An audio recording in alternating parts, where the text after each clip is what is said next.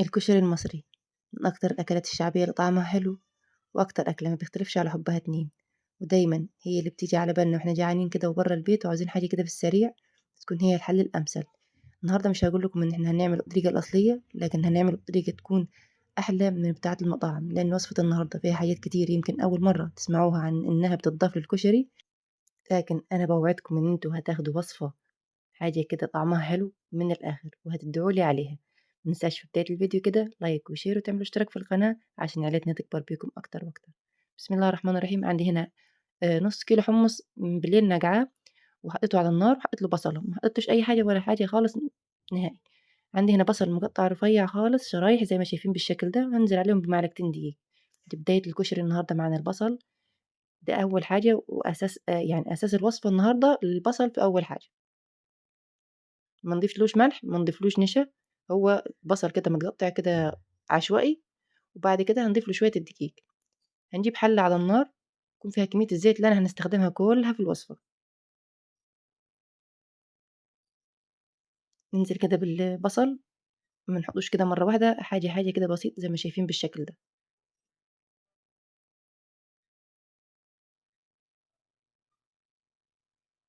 وبعد كده نسيبه يدوب حاجة بسيطة كده حتى لأن نبتدي نقلب فيه ونحركه معايا عشان ياخد اللون حلو، وطبقة الدقيق دي كده ما تنزلش من عليه، تدي طعم كده وقرمشة حلوة. بصوا كده البصل بتاع النهارده، بصوا اللون ده هو اللون المظبوط، بس بصراحة أنا يعني اضطريت إن أنا أنسها غصبٍ عني عن البصل شوية، فخد مني لون زيادة، بس هو ما اتحرقش، يعني الحمد لله إن لحقناه في المرحلة دي. تمام. ننزل كده بالدور التاني بتاع البصل ونفس النظام. أهم حاجة تكوني ضابطة النار، ما تكونش عالية ما تكونش واطية، عشان تتكرمش معاكِ البصلة بحيث إن هي تبقى معاكِ مضبوطة، ما تبقاش من جوّه نية ومن برّه واخدة اللون فتطرى معاكِ بعد كده. البصل لمّا بيطلع ما بيتحطش على المنديل خالص، بتحطيه على أي طبق عندِك وبتفرديه، كده هيطلع معاكِ ناشف كده ومقرمش وحلو مش هيطرى نهائي معاكِ تاني. أنا عايزة أقول لكم إن كمية البصل دي فضل منها تاني يوم زي ما هي ما طريتش خالص. عندي هنا بصلة صغيّرة خالص هانزل كده بيها في الحلة وعليها معلقة سمنة. دي هنعمل بيها العدس بتاع الكشري. بالطريقة دي بصراحة بيديك طعم حلو خالص. أول ما تاخد معانا اللون ده البصلة، عندي هنا ربع كيلو عدس من بالليل برضو من المنقوع ومغسول كويس خالص، هنزل بيه كده فوق البصلة اديله تقليبة بسيطة، مش هنديه يعني مش هو تقليبة بس مجرد ان هو يتقلب مع البصل. بعد كده مكعب مرقة، برضو نقلب المكعب المرقة كده كويس، وهنزل عليهم بشوية مية سخنة، المية قد ايه مساوية لكمية العدس بالظبط، يعني مش أكتر من كده. وهادّي له تحريكة بحيث إن مكعب المرقة يدوب معانا كويس، ونضبّط الملح ورشة رشة صغيرة يعني ربع معلقة كزبرة وكمون، وهدّي عليه النار وسيبيه اتعاملي معاه معاملة الرز عادي، هتلاقيه استوى معاكِ وزي الفل. نرجع هنا بالزيت، أنا طبعًا صفيته في طبق تاني، كمية الزيت فاضلة معانا لأن هاستخدمها على كَد الرز فوق بتاعة البصل اللي إحنا عملنا بيها البصل طبعًا الأول، دي هتدّيكِ طعم حلو للرز، هتدّيكِ طعم البصل كده وهتخلّي طعم الكشري معاكِ غني. نحمّر الشعرية كده على نار متوسطة كده بحيث إن هي تاخد معانا لون حلو. بعد كده هانزل عليها بكمية الرز اللي إحنا هنعملها، رز بشعرية عادي، بس اللي هيفرق فيه إن إحنا هنعمله بزيت البصل اللي إحنا عملناه الأول. بعد كده هادّي له رشة فلفل صغيرة، مكعب مرقة، وأهم حاجة مقدار المَيّة هنا في الرز بتاع الكشري بيفرق يا جماعة، لإن إحنا مثلًا لو هنحط مثلًا المقدار بتاعنا الرز العادي مَيّة، فهنسيب حتّة صغيرة كده بحيث إن هي تفرق عن تسوية الرز العادية خالص. يعني أنتِ مثلًا لو هتحطّي كوباية مَيّة خلّيها يعني كوباية إلا ربع، كوباية إلا حاجة بسيطة كده، هتفرق جدًا في السِوَى بتاع الرز وطعم الكشري في الآخر.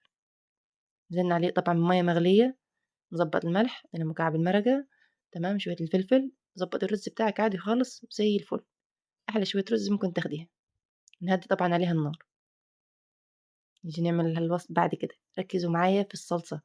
بالله عليكم يا جماعة، لإن أساس طعم الكشري الصلصة، ما تستغربوش البصل، لإن المحلات دايمًا برّه بتحط بصل، فإحنا هنا عندنا بصلة مبشورة، عندي هنا حبهان، فتاخدوا بالكم من الحبهان ما تستغربوش من الحبهان نهائي. تجيبي الحبهان كده، تجيبي 3 فصوص أو 4 وهتاخدي البذر اللي من جوّه، اللي هو كده، تشيلي القشرة اللي من برّه خالص دي اللي هي لونها أخضر ترميها، ناخده اللي من جوّه دي كده، البذور السودا دي، هنطحنها الأول كده في الهون، وبعد كده فوقيها 5 فصوص توم كبار كده حلوين وشوية ملح. برضه هنا البصلة يعني خدت مني لون شوية بصراحة، يعني السبب إن أنا كنت بنتي الصغيرة كده بتبكي فبطلع أشوفها في لحظة زي ما عارفين طبعا. المهم نزلنا كده بالثوم اللي احنا حطينا معاه الحبهان، بعد ما ادينا له تقليبة كده وتشويحة والريحة كده طلعت معانا هنزل عليهم بالصلصة. يعني هنا دايما بستخدم صلصة هارفست، طعمها حلو قوامها جميل، بتديني لون حلو، بتسبك الطماطم كده من الآخر يعني. بعد كده هنزل عليهم بالطماطم مضروبة في خلاط عادي خالص، ما ما فيهاش أي فزلكة، وهتاخدي صلصة كشري. أوعدك بجد إن أنتِ هتاكلي صلصة كشري عمرِك ما كلتيها في حياتِك، هتفرق جدًا، جدًا معاكِ في الكشري. عندي هنا مَيّة بتغلي هانزل عليهم بالمكرونة، أنا هنا مستخدمة 3 أشكال، مستخدمة مكرونة مرمرية، مستخدمة مكرونة سباكيتي، والمكرونة اللي هي الهلالية. أي نوع مكرونة أنتِ بتفضّليه بتحبي تحطيه في الكشري برضه تبقى زي الفل. بس أهم حاجة عندي إن أنتِ ما تغيّريش في الصلصة نهائي اللي إحنا قُلنا عليها، حابة تغيّري في أي حاجة في الكشري بس اوعي تغيّري من الصلصة اللي إحنا قُلنا عليها دلوقتي، لإن دي بجد اللي هتنقل معاكِ الكشري لحتّة توب التوب. تيجي نشوف هنعمل الدَّجّة إزاي مع بعض. عندي هنا دي معلقة من المَيّة بتاعة الحمُّص اللي إحنا عملناها، ما تستغربوش امشي على الطريقة دي اللي هاقول لِك عليها هتاخدي دَجّة عسل. بعد كده نزلت عليهم معلقة صغيرة توم، بعد كده عصرة ليمون أو ليمونتين على حسب المزازة اللي أنتِ بتحبيها، أنا هنا حاطة ليمونتين. تمام. بعد كده هانزل عليهم بشوية خل وشوية مَيّة وشوية كزبرة وكمون وشوية ملح، وأحلى دَجّة تاخديها على البارد وتعمل معاكِ طعم في الكشري كده وتعلّي التيست معاكِ بصراحة، هي الدَّجّة دي. في ناس كتير دايمًا بتحب الدَّجّة اللي هي بتبقى على النار، اللي أنتِ بتجيبي التومة كده وتحمّريها في شوية زيت وتنزلي عليها بالخل وبعد كده تحطي لها الليمون. لأ أنا مش باحب دي، أنا باحب دايمًا اللي هي بتكون على البارد دي بتدّيني طعم أفضل وأحلى بصراحة، لإن دي كده بتبقى حامية شوية كده على الواحد، فدي بتكون أفضل. تيجي نشوف هنقدّم مع بعض طبق الكشري العالمي اللي إحنا عملناه مع بعض إزاي. بس أرجوكم امشوا على مقدار الصلصة اللي أنا قُلت عليه، لإن هو ده بجد اللي هيفرق معاكِ في الكشري. عايزة تاخدي طعم الكشري الحلو، نفس طعم الصلصة اللي إحنا بناكلها برّه وبنحتار الطعم ده جاي من إيه، ما تحطّيش حاجة فيها غير الحبّهان اللي أنا قُلت لكم عليه، بس تحطّيه في التوم وتحطّي عليها شوية كزبرة وكمون كده وشوية فلفل أسود، لو حابة شطة تضيفي شطة. لو ما حدش بيحب الشطة خلّيها برّه كده خارجي، اللي بيحب يضيف شوية شطة كده في الطبق بتاعه.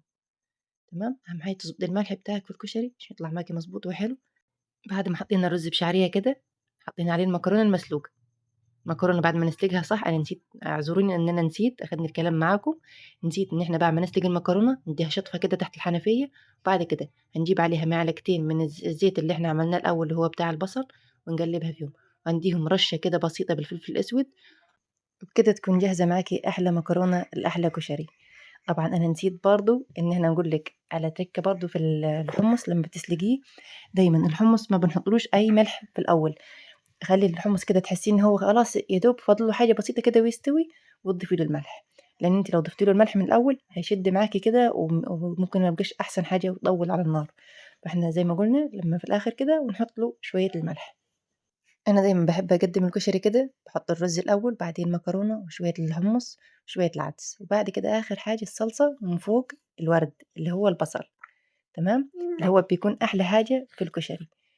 خلّينا نكون متفقين مع بعض إن أحلى طريقة تعملي بيها الكشري وهي كذا حلة، بلاش الحلة الواحدة مش هتاخدي الطعم الحلو، وبلاش الصلصة إن أنتِ تعمليها بتومة مش هتاخدي الطعم الحلو، هتحسّي كده في حاجة ناقصة. لأ، جرّبيها بالطريقة بتاعتي وإن شاء الله هتدعي لي. وادي كده الورد، وادي الوحش اكتمل، طبق العظمة بتاعنا، طبق الأكتر طبق محبب إلى قلبي هو الكشري. طبق كده خفيف حلو، طعمه جميل، من غير لحمة ومن غير فراخ، ويشبع، مفيد، فيه كمية بروتين عالي جدًا، وبصراحة مش موفّر جدًا، هينفعنا في أوقات يعني آخر الشهر كده، ونقول بسم الله الرحمن الرحيم وندوق كده الكشري مع بعض. ما تنسوش تجربوها وتقولوا لي رأيكم فيها في التعليقات، بس ما تنسوش قبل ما تقولوا لي رأيكم فيها في التعليقات تدخلوا كده وتصلوا على الرسول، اللهم صل وسلم على سيدنا محمد، وتعملوا لنا اشتراك في القناة عشان يا ريتنا تكبر بيكم أكتر وأكتر. وما ننساش كده إن إحنا نقول إن الوصفة بتاعتنا دي تعتبر من أحلى الوصفات للكشري ومن أطعمها بجد، تستاهل التجربة يعني عن صدق، إن تكون المعلومات كلها اللي أنا باعملها في الكشري. لو حاجة فاتتني كده اعذروني، وإن شاء الله نشوفكم على خير في فيديو جديد أحبائي في الله. كانت معكم خلود السيد، مع السلامة.